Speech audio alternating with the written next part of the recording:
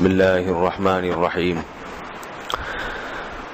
رسول اللہ صلی اللہ علیہ وسلم نے ارشاد فرمایا، ان من افضل ایامکم یوم الجمعہ فاکثروا علی الصلاة فیہ فاکثروا من الصلاة فیہ۔ فرمایا تمہارے دنوں میں سب سے بہترین دن جمعہ کا دن ہے، اس لیے اس دن مجھ پہ کثرت سے درود پڑھا کرو۔ فَإِنَّ صَلَاتَكُمْ مَعْرُوضَةٌ عَلَيَّ، اس لیے کہ تمہارا درود مجھ تک پہنچایا جاتا ہے۔ صحابی نے پوچھا، یا رسول اللہ کیف تعرض علیک صلاتنا وقد ارمت، ہمارا درود آپ تک کیسے پہنچایا جائے گا جبکہ آپ جب دنیا سے جائیں گے قبر میں جسم آپ کا ختم ہو جائے گا تو ہمارا درود آپ تک کیسے پہنچے گا؟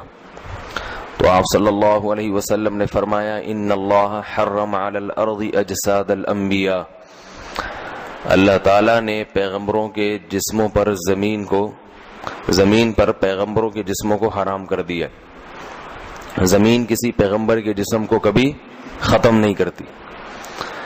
تو یہ بھی امت کا اجماعی عقیدہ ہے کہ جتنے بھی انبیاء ہیں ان کے جسم بالکل سلامت رہتے ہیں۔ شہداء میں تو یہ بہت زیادہ مشاہدہ ہوتا ہے، بہت سارے شہداء کے جسم سلامت رہتے ہیں۔ تو ایک اور حدیث میں آپ صلی اللہ علیہ وسلم نے فرمایا، من صلی علی صلاۃ صلی اللہ بہا عشرہ، جس نے مجھ پر ایک دفعہ درود بھیجا۔ درود کہتے ہیں نبی صلی اللہ علیہ وسلم کے لیے اللہ تعالیٰ سے خصوصی رحمت کی دعا کرنا۔ ایک ہوتا ہے عام دعا، کسی کے لیے بھی رحمت، صلات کہتے ہیں خصوصی رحمت جو اللہ اپنے خاص بندوں پہ کرتا ہے۔ اس لیے صلات کا جو لفظ ہے نا، یہ درود اور صلات یہ پیغمبر کے علاوہ کسی کے لیے جائز نہیں ہے، کیونکہ یہ صلات خاص کس کے خاصہ ہے؟ یہ پیغمبروں کا۔ اس لیے ہم اللہم صلی علی محمد تو کہہ سکتے ہیں، لیکن یوں نہیں کہہ سکتے اللہم صلی علی فلان۔ تو وہ صلی جو ہے نا، صلات، یہ خاص قسم کی رحمتیں ہوتی ہیں جو اللہ پیغمبروں پر بھیجتے ہیں۔ تبھی قرآن میں آتا ہے اولئک علیہم صلوات من ربہم ورحمہ، کہ جو لوگ صبر کرتے ہیں ان پر اللہ کی خصوصی رحمتیں بھی ہیں اور رحمت بھی ہے۔ تو پتہ چلا صلات اور رحمت میں فرق ہے۔ صلات اعلیٰ قسم کی رحمتوں کو کہتے ہیں۔ تو آپ صلی اللہ علیہ وسلم نے فرمایا، جس نے میرے لیے ایک مرتبہ رحمت کی دعا کی، درود شریف پڑھا میرے لیے، تو اللہ اس پر 10 رحمتیں بھیجتے ہیں۔ اور جمعہ کے دن زیادہ فضیلت ہے درود شریف پڑھنے کی۔ البتہ یہ جو جمعہ کے دن میں حدیث مشہور ہے کہ 80 سال کے گناہ معاف ہوتے ہیں جمعہ کے دن درود پڑھنے سے، یہ حدیث سند کے لحاظ سے کمزور ہے۔ لیکن یہ جو میں نے حدیث پڑھی کہ جمعہ کا دن سب سے بہتر دن ہے، فَأَكْثِرُوا عَلَيَّ مِنَ الصَّلَاةِ فِيهِ، لہذا اس دن مجھ پہ کثرت سے درود پڑھا کرو، یہ بالکل صحیح حدیث ہے۔ تو جمعہ کے دن درود شریف کی اضافی فضیلت ہے۔ آج چونکہ جمعہ کا دن ہے تو اس لیے میں نے کہا کہ اس بارے میں تھوڑی سی بات کروں۔ ایک اور حدیث میں آتا ہے رسول اللہ صلی اللہ علیہ وسلم نے فرمایا، لا تجعلوا قبری عیدا وصلوا علی فإن صلاتکم تبلغنی حیث کنتم، فرمایا میری قبر کو عیدگاہ نہ بناؤ۔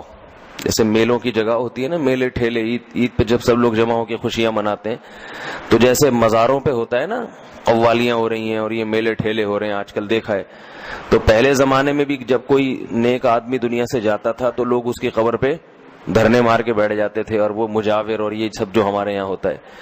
تو آپ صلی اللہ علیہ وسلم نے منع کیا کہ میری قبر کے ساتھ یہ کچھ مت کرو، البتہ مجھ پہ درود پڑھا کرو، اور فرمایا کہ تم جہاں سے بھی درود پڑھو گے یہ مجھ تک پہنچے گا۔ ایک اور حدیث میں رسول اللہ صلی اللہ علیہ وسلم نے فرمایا، ما من احد یسلم علی الا رد اللہ علی روحی فارد علیہ، کہ جب بھی کوئی مجھ پر سلام بھیجتا ہے اللہ میری روح کو میرے جسم میں لوٹاتے ہیں اور میں اس کے سلام کا جواب دیتا ہوں۔ اب یہ کیسے ہوتا ہے؟ چونکہ یہ برزخی زندگی میں ہے، لہذا اس کی کیفیات میں اور گہرائی میں جانے کی اجازت نہیں ہے۔ جیسے اللہ بہتر سمجھتے ہیں یہ ہوتا ہے، اس کی حقیقت کا ہمیں علم پوری طرح نہیں ہے، برزخی زندگی ہے۔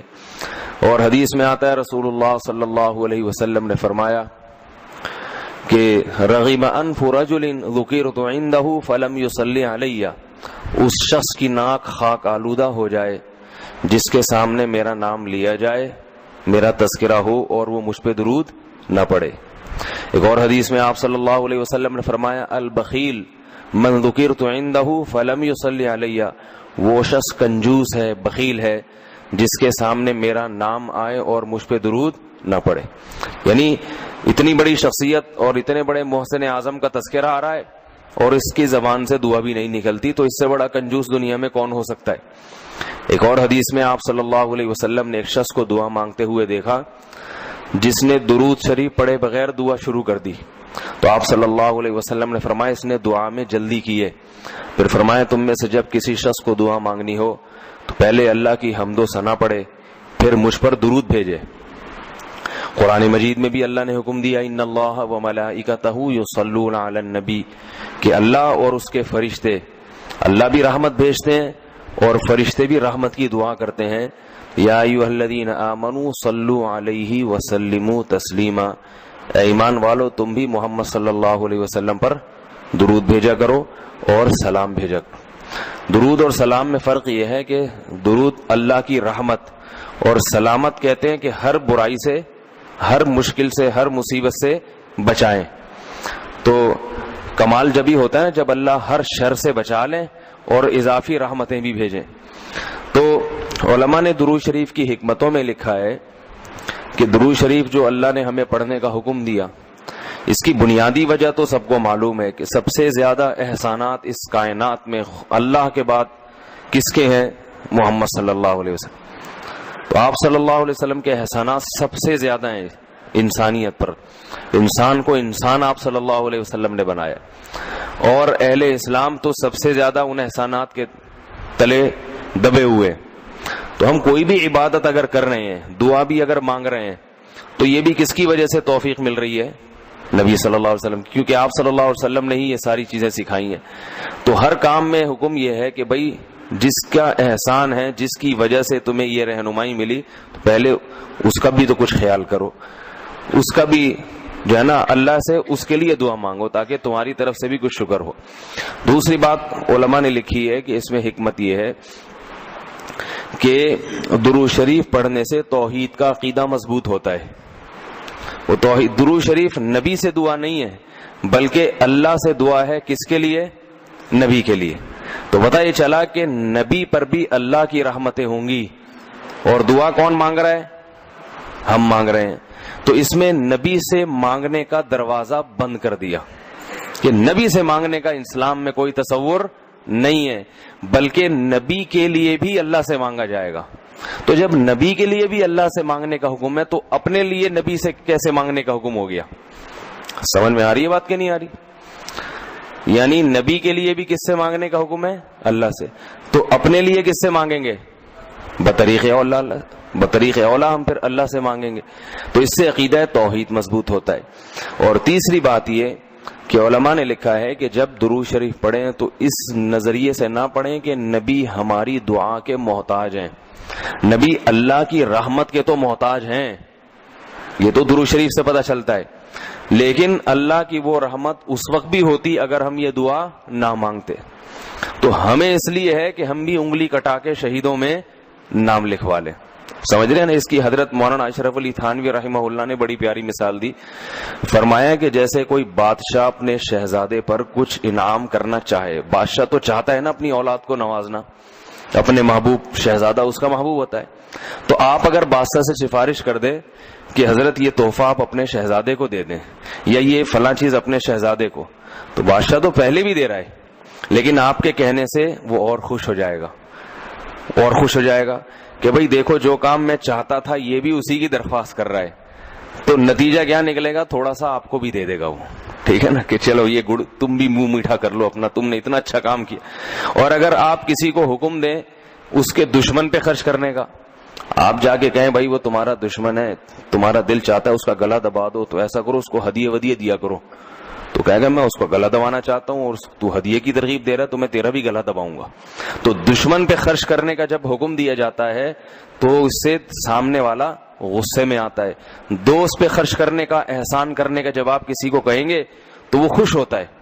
باپ کو اگر کہا جائے نا اپنے بچوں پہ اور کھلائے کریں، بڑی خوشی ہوتی ہے، تو باپ کا دل اور سینہ اور چوڑا ہو جائے گا۔ تو ایسا ہی اللہ تعالیٰ کو اپنے رسول صلی اللہ علیہ وسلم سے محبت ہے۔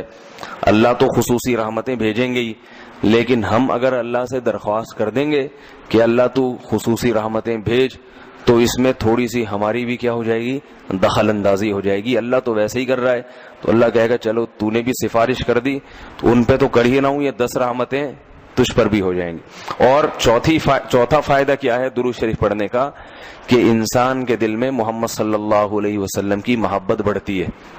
انسان جس کے لیے دعا مانگتا ہے لاشعوری طور پہ، تو نبی صلی اللہ علیہ وسلم کی جتنی زیادہ محبت ہوگی اللہ کی خود بخود اتنی ہی زیادہ ہوگی، کیونکہ نبی سے محبت اللہ ہی کی وجہ سے ہوتی ہے، یہ الگ الگ چیز نہیں ہے۔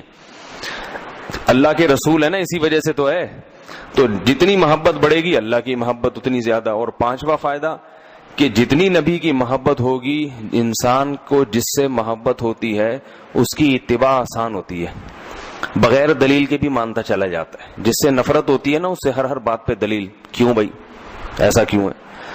اور اگر محبت ہو تو وہ کوئی کام کا کہے تو سمجھ میں آئے نہ آئے، انسان کہتا ہے بس کر لو۔ صحابہ کرام کی محبت کے جو واقعات ہیں، حضرت انس رضی اللہ تعالی عنہ جب بھی کھانا پکتا تھا، اگر اس میں لوکی یا کدو پکتا تو کدو کے ٹکڑے تلاش کر کر کے کھاتے تھے۔ لوگوں نے پوچھا کیوں بھائی؟ فرماتے ہیں کہ میں نے رسول اللہ صلی اللہ علیہ وسلم کو دیکھا ہے کہ کدو شوق سے کھاتے تھے آپ۔ تو نبی سے محبت تھی، کدو سے محبت ہو گئی۔ حالانکہ یہ شریعت کا حکم نہیں ہے لوکی اور کدو سے محبت کرو، یہ تو اپنی انسان کی اپنی رغبت ہوتی ہے، کسی کو کسی چیز سے، کسی کو کسی چیز سے، لیکن عشق کی انتہا ہوتی ہے تو انسان کو محبوب کی محبوب چیزوں سے بھی ہو جاتی ہے۔ تو ہمیں بھی اگر نبی صلی اللہ علیہ وسلم سے محبت ہوگی صلی اللہ علیہ وسلم، تو اگر کدو سے نہ بھی ہو تو کوئی اتنا مسئلہ نہیں ہے، لیکن فرائض واجبات سے تو ہو جائے گی نا، جو شریعت میں ضروری ہیں، جن کی آپ صلی اللہ علیہ وسلم نے بہت تاکید کی ہے، تو ان سے تو ہوگی نا کم از کم۔ محبت نہیں ہے تو ہر وقت بیٹھ کے لوجی کی تلاش، داڑھی تک نہیں رکھے گا، داڑھی کا سمجھاؤ تو کہ بھائی کیوں بھائی، پھر یہ سمجھاؤ کہ بھئی آپ صلی اللہ علیہ وسلم کے اخلاق ایسے تھے، نہیں میری سمجھ میں نہیں آتے، ایسے کیسے اخلاق بنائے جا سکتے ہیں خادموں کے ساتھ۔ تو محبت ہو جاتی ہے تو سارے کام آسان ہو جاتے ہیں۔ تو درود شریف پڑھنے کا ایک فائدہ یہ بھی ہے، تو اس لیے ہمت کر کے علماء نے جو ایک نصاب بتاتے ہیں نا، روزانہ 100 دفعہ صبح 100 دفعہ شام۔ ویسے تو سب سے بہتر درود ابراہیمی ہے جو نماز میں ہم پڑھتے ہیں، آپ صلی اللہ علیہ وسلم نے سکھایا ہے۔ یہ نہ ہو مشکل لگے تو اتنا کر لو صلی اللہ علیہ وسلم، صحیح ہے نا؟ یہ 100 دفعہ پڑھ لیں، کتنا ٹائم لگتا ہے اس میں؟ صبح 100 دفعہ پڑھ لیا، 100 دفعہ شام کو پڑھ لیا، اور اگر پورا ہفتہ توفیق نہیں ملتی تو کم از کم جمعہ ہی کے دن پڑھ لے انسان۔ سمجھ رہے بات کو؟ نہیں سمجھ رہے بھائی؟ میرا خیال نہیں آ رہی؟ جمعہ کا دن پڑھ لے انسان، اس میں زیادہ فضیلت ہے۔ اور یہ جو درود شریف ہے نا، یہ صلی اللہ علیہ وسلم پورا پڑھنا چاہیے۔ میں کل بھی بیان میں کہا تھا نا، ساشے آ رہے ہیں ہر چیز کے، تو جیسے سلام کے ساشے نا، سلام کرنا ہو نا اتنی سی آواز آتی ہے بس، تو درود شریف بھی حضور صلی اللہ علیہ وسلم نے فرمایا۔ لوگ کیا کہتے ہیں؟ حضور صلی اللہ علیہ وسلم نے فرمایا، بھائی صلی اللہ علیہ وسلم بول دو پورا۔ لکھنے میں بھی علماء نے بیان کیا ہے کہ مجلس میں، کسی مجلس میں جب آپ صلی اللہ علیہ وسلم کا نام آئے تو کم از کم ایک دفعہ درود شریف پڑھنا واجب ہے، بار بار واجب نہیں ہے، بار بار افضل ہے۔ مجلس میں جب ایک دفعہ نام آیا تو پہلی دفعہ بہرحال واجب ہے، یا کم از کم ایک دفعہ اس مجلس میں، بار بار پڑھنا ضروری نہیں ہے، بہتر ہے۔ تو یا تو پڑھے ہی نہیں، ایک دفعہ پڑھ لیا کافی ہے، لیکن پڑھیں تو پھر ساشے نہ لے کر آئیں، درود شریف کو بگاڑے نہیں، پورا ہونا چاہیے صلی اللہ علیہ وسلم۔ اور اگر آپ کو ڈر یہ ہے کہ نہیں بار بار پڑھنے سے میری زبان گھس جائے گی، نقصان ہوگا اور توانائی کم ہو جائے گی، روزہ زیادہ لگے گا، تو ایک ہی دفعہ پڑھ لے، مگر طریقے سے پڑھ لے، ساشے نہ لے کر آئے صلی اللہ علیہ وسلم، اس طرح نہ کرے۔ اسی طرح لکھنے میں بھی آپ صلی اللہ علیہ وسلم کا جب نام آئے تو مجلس ایک ہے تو ایک دفعہ کہہ دے آدمی زبان سے، لکھنا واجب نہیں ہے۔ آپ صلی اللہ علیہ وسلم کے نام کے ساتھ درود شریف لکھنا واجب نہیں ہے، افضل ہے۔ تو یا تو اگر یہ ڈر ہے کہ میں نے لکھ دیا پورا نام تو میرا پین گھس جائے گا، سیاہی کا خرچہ زیادہ آئے گا, پیسے زیادہ بھرنے پڑیں گے, مجھے مہنگائی کا دور ہے, اتنی سیاہی میں افورڈ نہیں کر سکتا, تو پورا نام ہی نہ لکھے, یعنی درود شریف لکھے ہی نہیں. لیکن اگر لکھنا ہے تو چھوٹا سا سواد نہ ڈالے, سمجھ رہے بات کو, باقی ساری چیزیں پوری ہیں. یہ نہیں کہ والد محترم میں صرف واو لکھ دیا, ابا خود ہی سمجھ جائیں گے والد کی بات چل رہی ہے, ٹھیک ہے نا, زید کا نام آیا تو صرف زے لکھ دیا. کبھی ہوتا ہے ایسے؟ ہوتا ہوگا شاید آپ کے یہاں.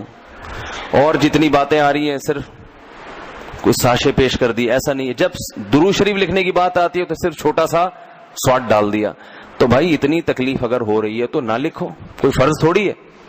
لیکن اگر لکھنا ہے تو احترام کا تقاضا کیا ہے, پورا نام لکھا جائے صلی اللہ علیہ وسلم. دیکھو حدیث کی اتنی بڑی بڑی کتابیں محدثین نے جو لکھی ہیں, کتنی بڑی بڑی کتابیں, جب بھی آپ صلی اللہ علیہ وسلم کا نام آئے گا تو محدثین پورا درود شریف لکھتے ہیں صلی اللہ علیہ وسلم. کسی حدیث کی کتاب میں, امام بخاری کی ہو, امام مسلم کی ہو, یا ابن ماجہ ہو, یا صحیح ستہ کی جتنی کتابیں اس کے علاوہ بھی ہیں, جب درود ہوگا تو پورا صلی اللہ علیہ وسلم ہوتا ہے. تو لکھنے میں بھی اس کا اہتمام کرنا چاہیے, پورا نام لکھ دیا جائے. یہ جو میں کہہ رہا ہوں نا قلم گھس جائے گا اور یہ ہو جائے گا, یہ تو بخیل آدمی کے لیے, ورنہ کس قلم تھوڑی گھستا ہے. لکھنے پورا تحریر لکھ رہے ہوں, جب بھی نام آئے صلی اللہ علیہ وسلم پورا لکھنا چاہیے.